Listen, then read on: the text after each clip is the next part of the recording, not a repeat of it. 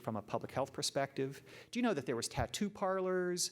There were folks providing medical care. There was people selling food. I mean, these were little mini cities that popped up around the country. And so at least one area out here on the West Coast managed that as a public health issue. There was another mid-sized city, and when I say mid-sized, a couple million, 5 million, managed it as a public safety issue. It was the police who managed the oversight of these camps. It wasn't the public health folks.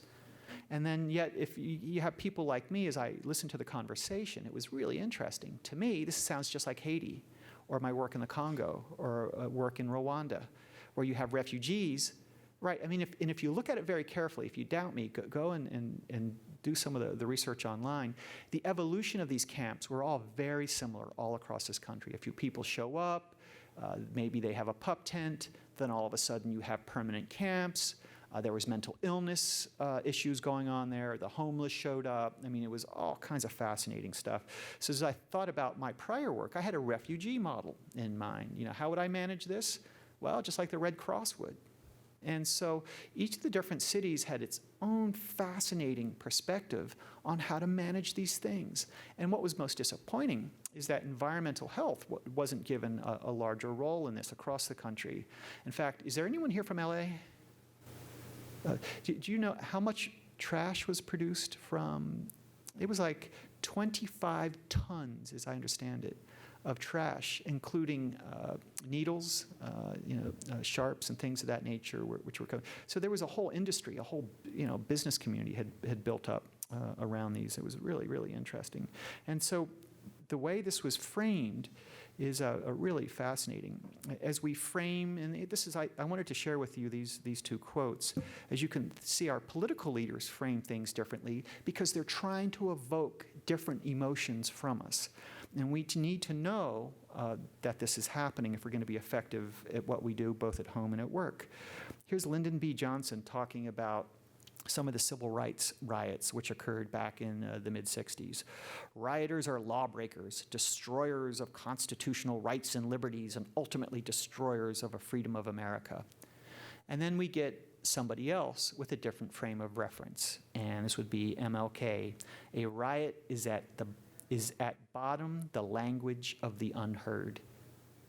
Wow, don't those two statements evoke very different emotions as you read them and hear them?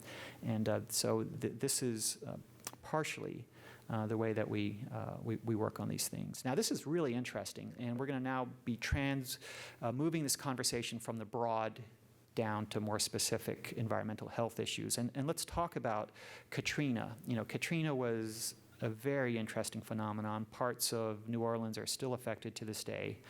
And it was interesting how one part of the political spectrum framed Katrina as a government as an oppressor. And I'll read just a few of these tidbits, which I gleaned from an article. Katrina showed what happens when state and local officials become dependent on the federal government. Can you hear any candidates for the president saying something like that right now? Katrina reveals the dangers of environmental organizations that sue to stop levee-raising projects in order to save an obscure species. Katrina proves that we must expand our domestic oil and gas production by opening ANWR and eliminating environmental protections. Katrina showed the importance of individual responsibility. Remember the film clip we just talked about where the responsibility for some of these issues lied with the individual, and this is the way civil society perceives these things. Katrina was a drain on the economy, makes tax cuts all the more necessary as a spur to economic growth. This is brilliant stuff. I mean, these are very smart guys who are taking what's really a mess and turning it into their advantage by framing it properly. And then this last bullet.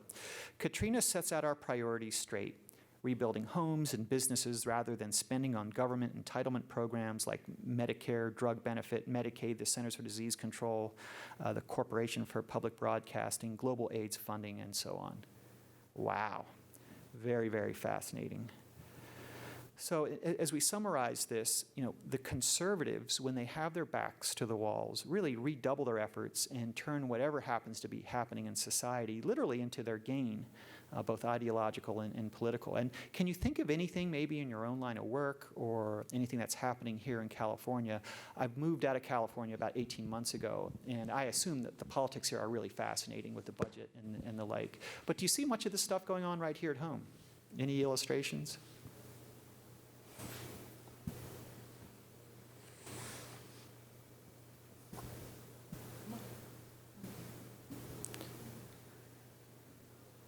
Okay, I guess it's time for a caffeine break. Maybe we'll have one more of those brain exercises. Make them do the figure eight again. To get us going.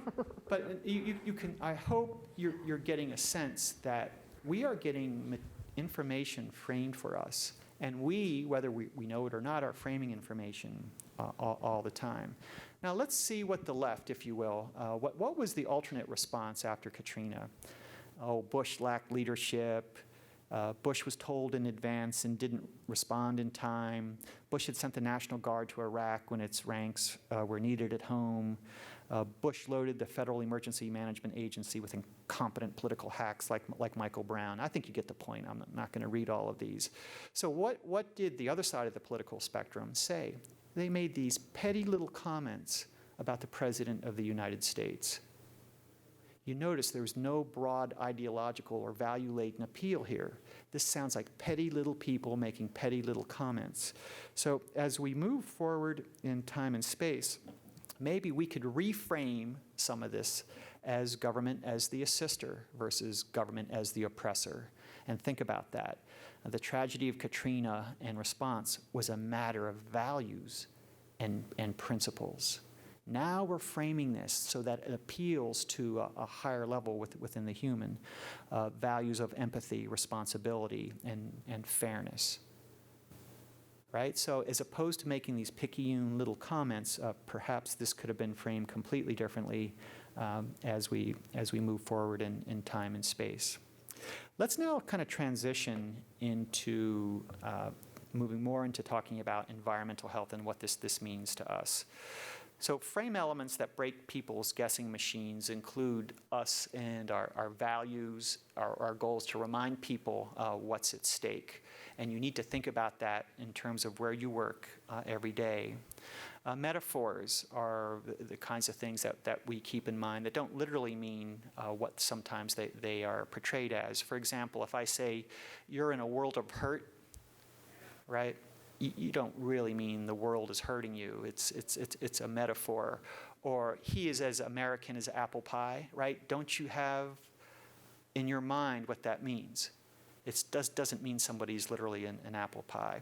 There's causal chains, which we'll get into in just a moment, and then there's the narrative, the story that people tell themselves when they hear the information that you are trying to convey to them. As we frame out our strategies in our day-to-day work, what we want to do is connect an issue with a valued frame. Remember that dominant frame that was suggested in the short clip. These need to be thematic and not episodic. Don't criticize the president in a petty little way. Appeal to those higher values and principles. And it's important that the messenger and the tone of that messenger be appropriate. Remember I mentioned earlier, and I'm going back to this on purpose, is that we need to, as we convey and communicate information, as we think about information, to be sure that we're as balanced as possible and at the same time embrace multiple values as we move forward in time and space. My personal opinion is, why will not Newt Gingrich, why will he not be the Republican presidential candidate? He's not balanced and does not appear to have a full landscape of values that is part of his claim of expertise as he moves forward. He's very, very focused on particular conservative values as opposed to those that have appeal to the broader population. So what I'd like to do now is talk about 3 framing levels, and then I'm going to be asking Marilyn to maybe walk us through what some of this may look like at the environmental health level. as we frame ideas, as you think about the information and the data that makes up your day-to-day working existence, and if you're trying to appeal to individuals to take certain types of actions, there's really 3 levels that are associated with being effective in this endeavor. We'll call these level 1, level 2, level 3. And the first, and like a funnel, you start out big and then drill down into a smaller point.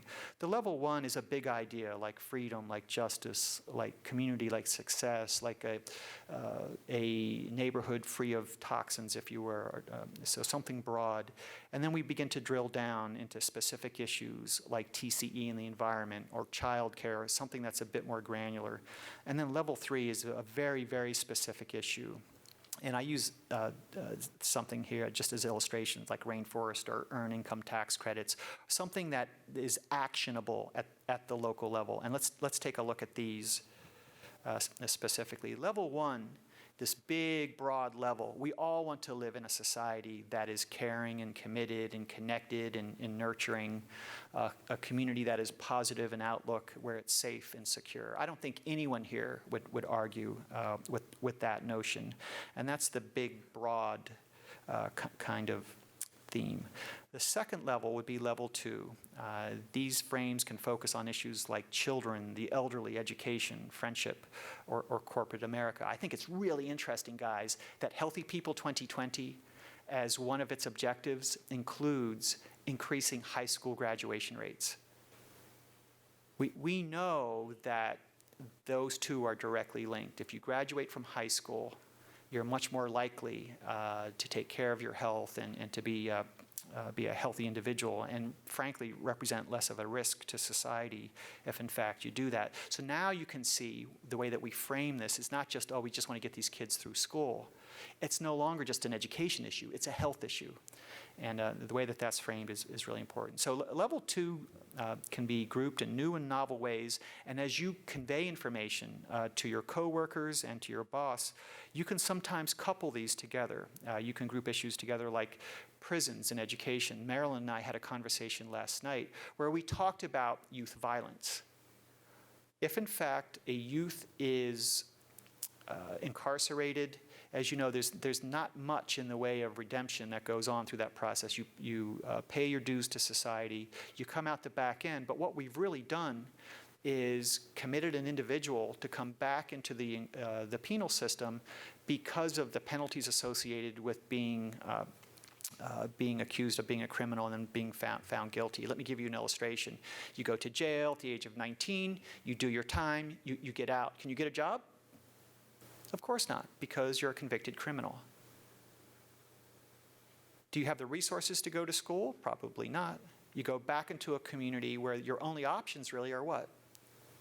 Back into a system of crime. That's the only way that you can support yourself. So in fact, we have a system there, and this allows us to frame issues together so that folks understand the broader kinds of impacts associated with them.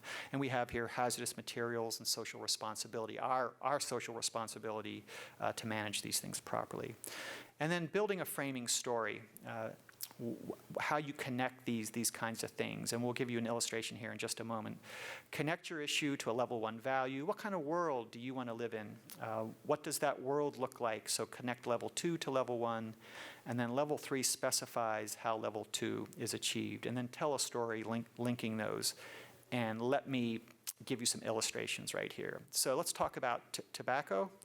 A level 1 issue might be, we want to live in a truthful society. Level 2 is companies are honest about their products. Again, we start wide and we begin to drill down. And then level 3, policies that require disclosure of product contents. Now we're talking about assessment, assurance, and policy development as core functions in public health. So that level 3 then meets that criteria. Hazardous materials. We want to live in a society free from toxics. Level 2 would be regulations can help us. This is related to you folks and what you do every day. And then level 3 would be successful program implementation in 2012. I don't know if you want to comment on that, Marilyn. All right, why don't we pull out a few more from you? So what would level 1 on the safety side? Okay, let's just talk level 1. If level 1 is safety, Level 1 is safety. We want to live in a safe world. Level 2, take it more specific. Someone. What's something that is more granular, as David said, but more granular about just safety? So safety is our broad topic. What is something that is a value that is more specific than safety, but not quite yet at the program implementation? Sir. Program development. So, and we have many of those, right? So you have some kind of program that might be passed to achieve a certain kind of safety. So, and then let's go down to we'll go down to a specific, and maybe that'll even help us work out level 2. So can someone think of a safety program within Coupa something that reduces? Like training? A training might be one of them, and there might be specific programs that even require training. So I'm going to go to one of the ones that people here might know, that CalARP? CalARP. So CalARP is a very specific regulatory program that requires businesses to do very specific things to reduce, right? So implementing a CalARP program and you going out and doing inspections and verifying implementation can be your level 3 activity, the facilities level 3 activity that gives you accident prevention, and that whole area of, well, what we're after is accident prevention, preventing the release of substances into the environment that may threaten, particularly in CalARP's case, off-site populations. That's kind of your level 2 thing. And level 1 was just kind of an overall thing that we want to live in a safe community, right? We want to live in a safe community. What's one aspect of being in a safe community is that we don't want to be exposed to chemicals from accidental releases, right? So it's kind of the way you tie it in.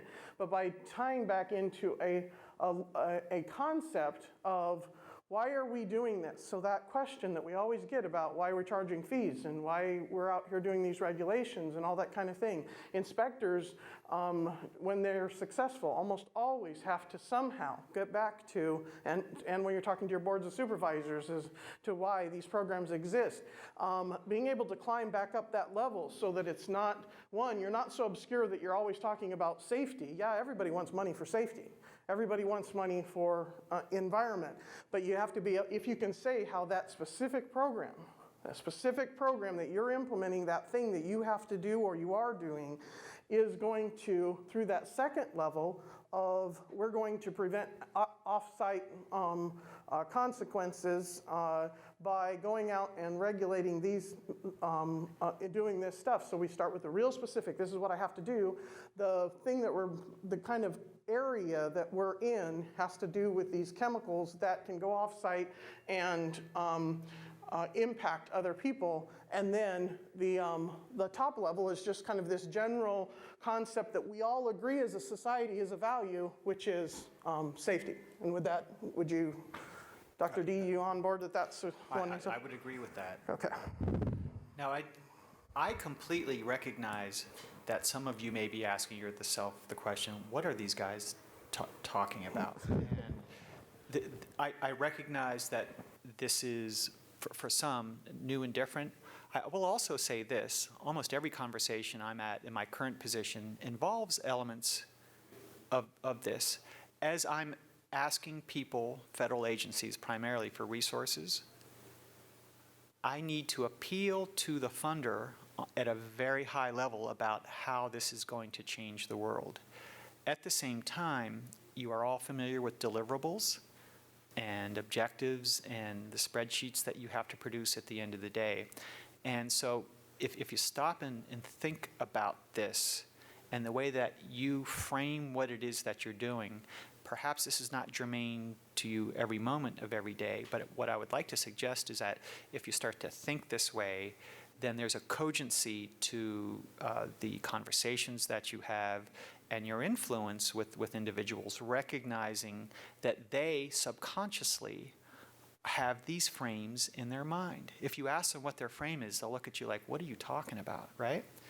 But these folks subconsciously are working this way, and I think it's important for us in this profession. And by the way, I never had any lecture on this stuff in my graduate programs. I mentioned to someone earlier on, I went to 2 really good graduate schools.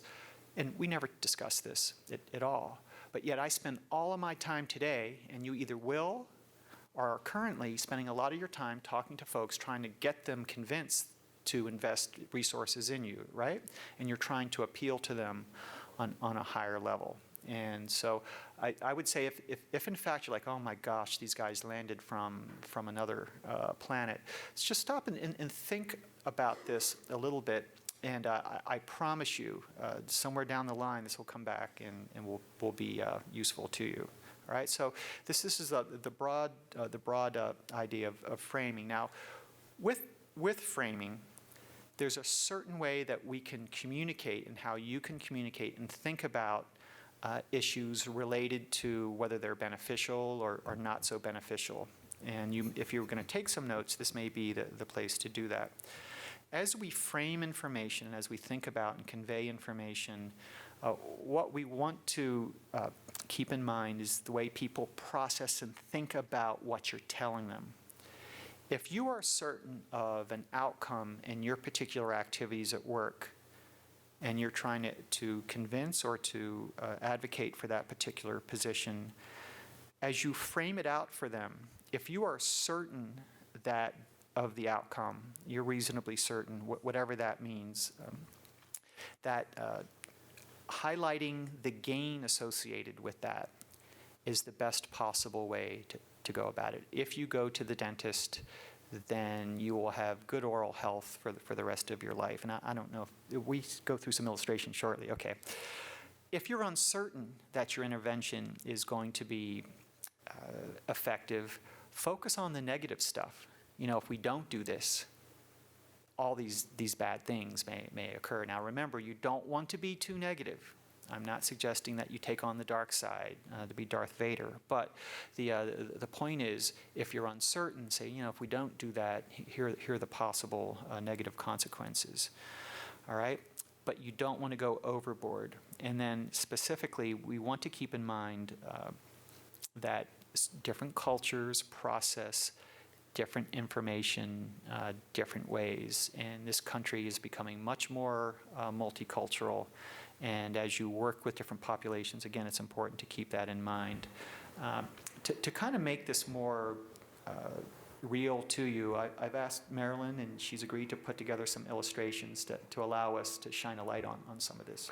Okay, so up here, and we'll walk through this because it might be a little difficult in the back to see, but so the way this chart is laid out is the frame is one of either gain or loss, as Dave just went through, and we're going to go through each separately. So the first one is a couple of types in our profession of gain scenarios. So let's say that the one thing we sometimes have, and even that isn't always exactly certain, but relatively certain, is that the law is already passed and we're just awaiting the effective date of the law. So that's a relatively certain scenario for us that this thing is going to happen.